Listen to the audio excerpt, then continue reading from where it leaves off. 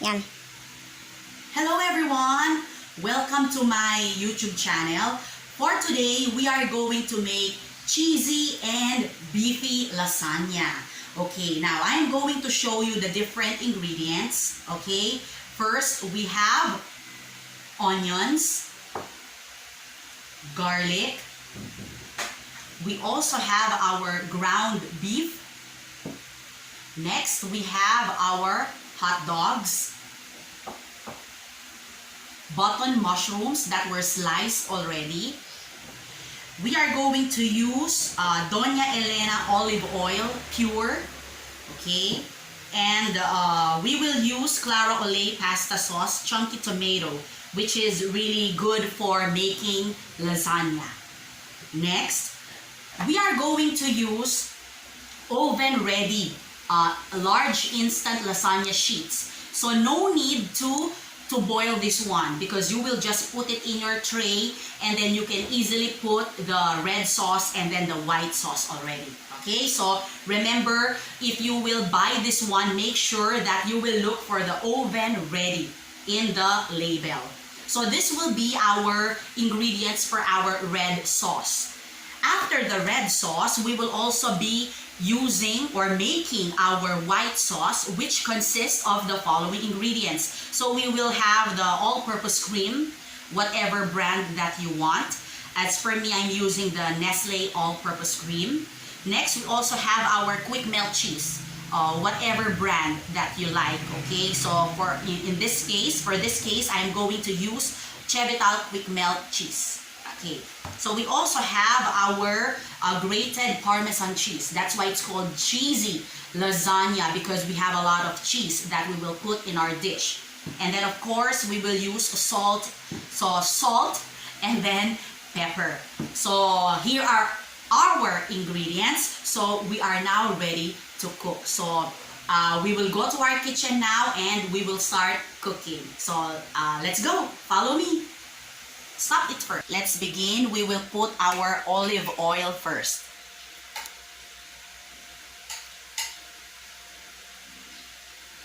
This is good for cooking pasta. Okay? And then we will put our garlic there. Okay? Come here, you show it to them.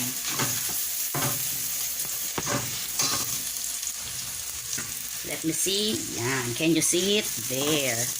After the garlic, let's put the onions. You show it. You show it to them. There.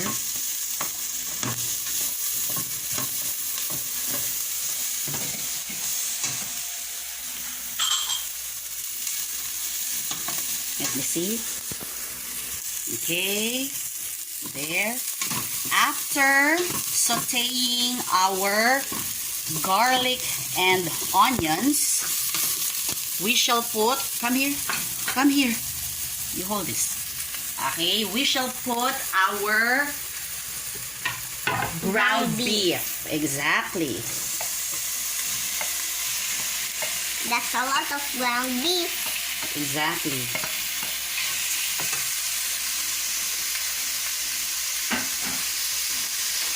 Can you see the ground beef? There. So we will wait for this to cook. So let's wait for it to turn brown. May I borrow, girl? There. Okay. Let's wait for it to cook.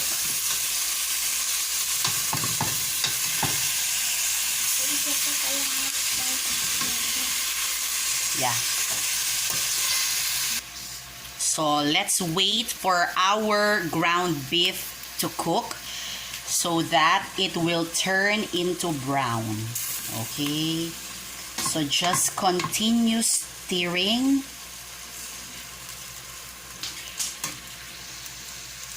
So as you can see, it's already turning brown. Okay, let's wait for it to boil a little bit. So after that, there you can see it. So after this one, we shall put the other ingredients. Okay, now we will put our pasta sauce. There. We will just get all the contents in the pack.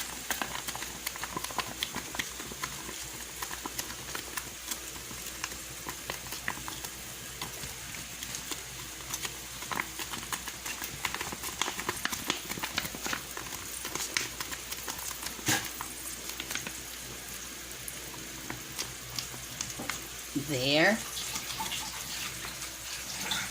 After that, I will stir it for a while. Let's stir.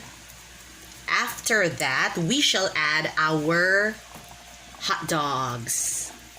Okay. So it's already boiling. Okay. After the hot dogs, we will also be putting our button mushrooms. There, it's almost boiling. That is gonna be for the red sauce. Yes, exactly. You know it, girl. Okay, let's just stir it. It's already been 6 minutes. Yeah. Okay. Now, let's wait for it to boil and cook for some time. And then, some people don't like it too a little bit sour because it's like an Italian sauce.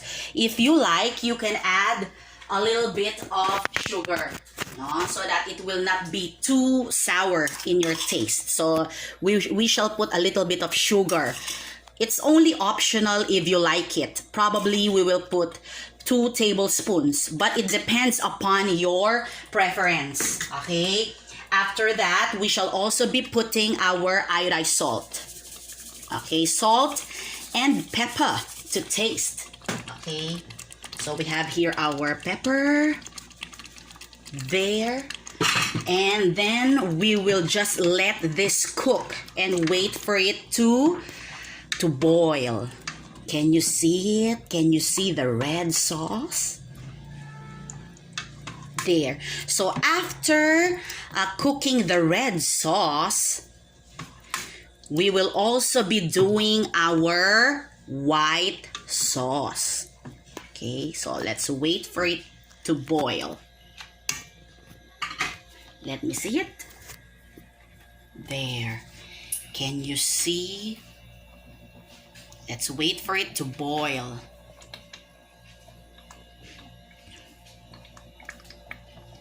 See, our red sauce is already cooked. And now, it's time for us to do our white sauce. So, I will be putting the olive oil again. A little bit. And then, okay, let's just wait for it to get ready. And then, we will put our Nestle all-purpose cream. But it depends upon your preference. If you want another kind of cream, it depends upon you. Okay? So we will just get all the contents of the pack.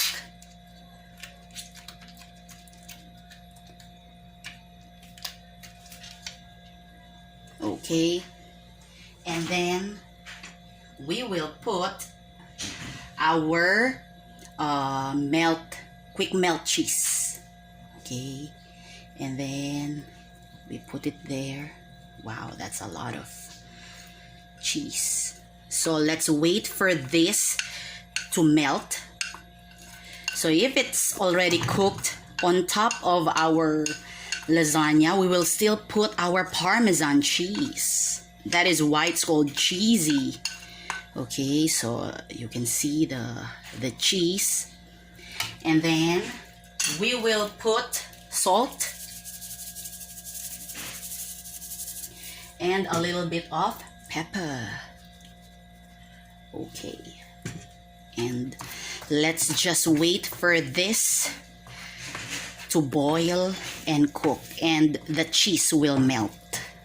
Okay.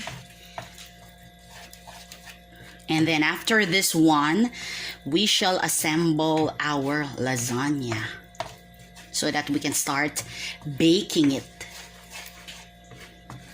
Okay, so the quick melt is really fast in melting. So it's good that you are really using quick melt cheese rather than the regular cheese, because you can see the effect. It's very easy to melt. There, so we're almost done with our white sauce. So it's just like a mixture of cream and your quick melt cheese plus the salt and the pepper, and we're almost done. And it's time for us to assemble our lasagna. So let's go to the table and we shall assemble it. Okay, it's time now to assemble our lasagna. So our first step, we will put our red sauce so that it will not stick in our pan. Okay.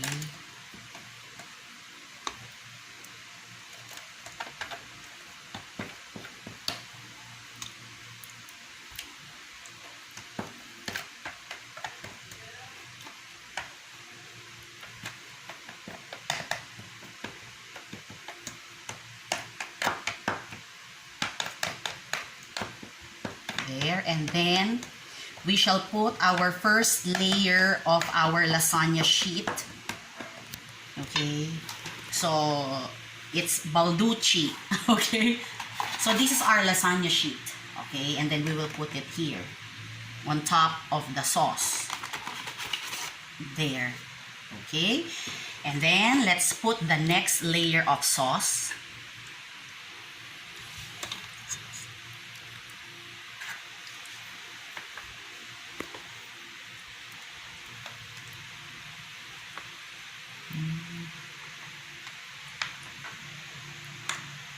There.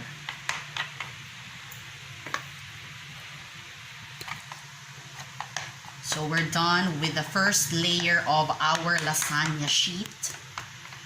Okay, now let's put the next layer.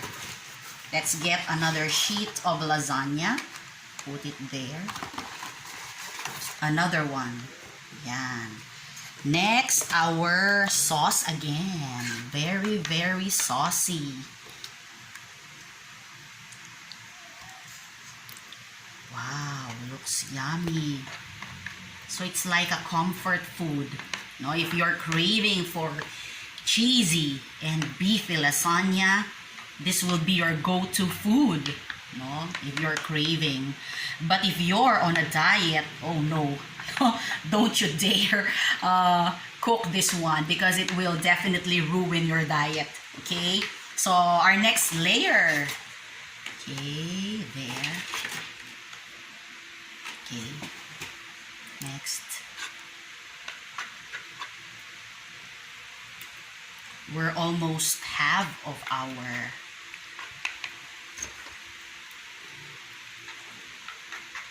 when we are assembling our lasagna.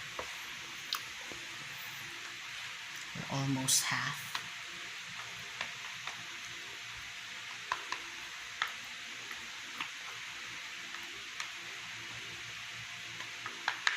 Okay, another one.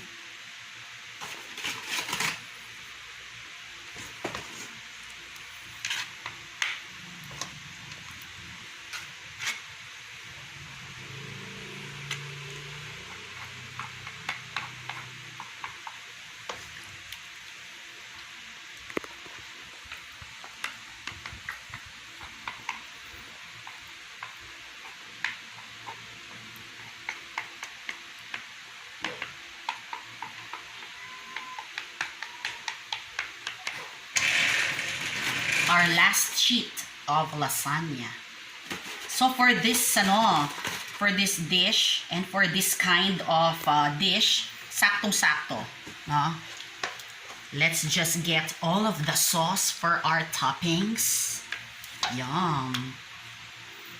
Okay, you can use this for your potluck dishes this coming Christmas season. And if you want, you can also be doing this as your business. And then they will just order from you. That's a great idea this holiday season. Right? Don't you think so? There. I will just get all of the sauce because we're down to our last layer of lasagna. So see, we have a lot of sauce. It's so saucy. It's so beefy. It's so cheesy. Right?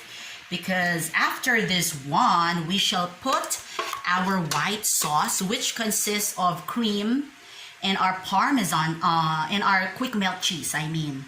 And then after putting our white sauce, we will also be putting our parmesan cheese. Wow. Yum, yum, yum. There. So saucy, isn't it? There. It covered the whole lasagna pan. You will not see any lasagna sheet for that matter. Okay, let's just get all of the pasta sauce. There. We're almost done. There. And then now it's time for us to put our white sauce, which consists of our all-purpose cream, our quick melt cheese, salt, and pepper. We will just put this on top, which will serve as our last layer. Okay, let's show them. There, we will put it. Yum, yum, yum.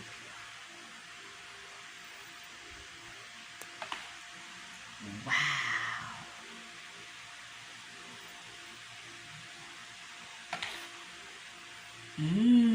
So creamy, so cheesy, but a mortal sin on your diet. But then, if you're on a diet, it's good that you indulge once in a while. You don't have to deprive yourself. Okay. As for me, when I crave, I usually eat this one, no? As they say, not too much, because after that I will begin my workout routine, no? There. Okay, wow, so it's really for one pan. Can you see we're almost done? And it's just right for our lasagna. There. See? It's so saucy. It's so cheesy. It's so beefy. These are all the adjectives that we can think of our lasagna. There. So we're done with our white sauce. There. Okay, now we're not done. Okay, because we still have to put our grated Parmesan cheese. So cheesy, so creamy, and so beefy. Okay, let's put it there. And then later on, this one will be cooked, will be baked. You will see the crumbs there, so cheesy. Yum, yum, yum. There, I can smell the Parmesan cheese. Okay, and we're done. We are now ready to bake our lasagna. Can you see? So we shall go there. You stop this for a while. We will go to our kitchen to bake it. Okay, you make sure that you have to preheat your oven first. And then here is our lasagna, and I'm ready to put it here. There. Okay, and then we close it. And let's wait for this. Probably how many minutes? Probably 20 minutes, I think. But we will look at it once in a while. Okay. So, okay. Let's just wait for it. Stop it first. And now look at our finished product. Can you show it to them? This is our finished product. It's called cheesy and beefy lasagna. As you can see, there are some grill marks there. So let's try to taste it.